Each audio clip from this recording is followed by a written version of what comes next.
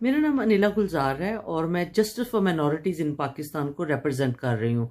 आज मैं आपको कुछ बताना चाहती हूँ। जो लॉ पाकिस्तान में 295 सी है, उसके बारे में आपको मैं थोड़ा सा बताना चाहती हूँ। उसमें ए, बी और सी है। जो ए है उसमें तौहीन मज़हब जिसकी सज़ा 10 साल है, और बी जिसमें उम्र कैद है, और सी जिसमें सज़ाए मौत है। जैसा कि आप सबको मालूम होगा कि 1980 से लेके 1986 में ज़ियाउल हक ने जो ये लॉ था उसमें कुछ ऐसी चीज़ें ऐड की थी जिसमें बहुत ज़्यादा सख्ती की गई और लोगों को बहुत ज़्यादा सज़ाएं इसमें हुई।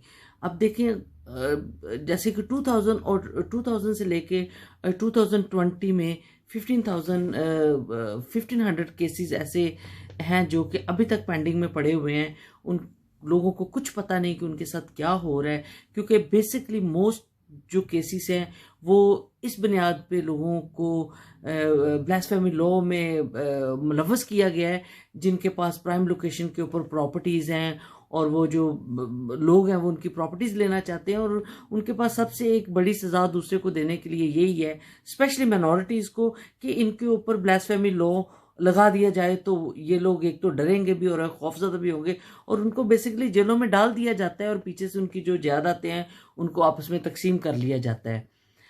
आप खुद सोचें कि कोई भी शख्स अपना घर, अपने बच्चों का फ्यूचर छोड़ के अपने मुल्क में जिसमें वो रह रहा है, वो कैसे वो दूसरे मुल्कों में जाए। और आप इस चीज़ को अगर देखें तो बेशुमार क्रिश्चियन लोग जो इस वक्त इस हालत में असाइलम में बैठे हुए हैं, मलेशिया में बैठे हुए हैं, थाईलैंड में बैठे हुए हैं और श्रीलंका में हज़ारों की तादाद में, लेकिन उनकी सुनने वाला कोई नहीं है।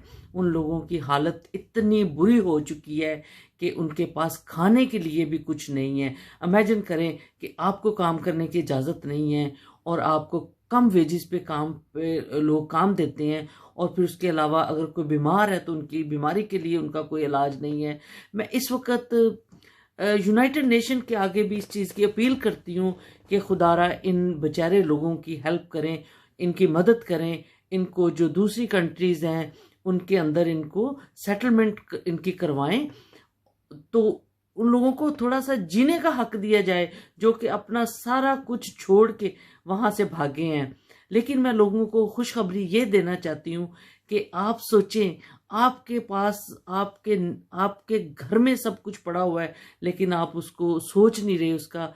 आप इमेजिन करें कि अगर एक बड़े खुले समुंदर में एक तूफान आ गया और उसमें आपकी कश्ती डूब रही है और आप एक तिनके का सहारा मांग रहे हैं, तो आपको तिनके की बजाय आपको कोई लाइफ जैकेट दे रहा है। तो आज मैं दिल की गहराइयों से मोदी जी का शुक्रिया अदा करती हूँ कि उन्होंने आपके लिए लाइफ जैकेट फेंकी हुई है। खुदारा उस लाइफ जैकेट को पहने और अपने आप को बचाएं और जाएं उधर। वो आपका घर है, आपका घर आपको बुला रहा है, आप जाएं। आप इस चीज़ के हकदार हैं जो आपको वो एक आपको प्लेट में रख के दे रहे हैं कि आएं और इस घर का हिस्सा बने। तो प्लीज़ आप सबसे रिक्वेस्ट है कि आप जाएं और अपने घर को आबाद करें।